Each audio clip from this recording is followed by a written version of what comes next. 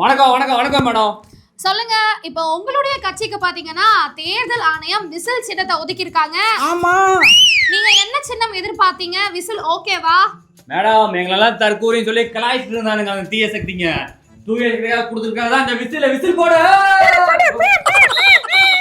2026 இனிமேல் விசிலுக்கு பதிலா வேற என்ன சின்னம் கொடுத்திருந்தா நல்லா இருந்திருக்கும்னு நினைக்கிறீங்க?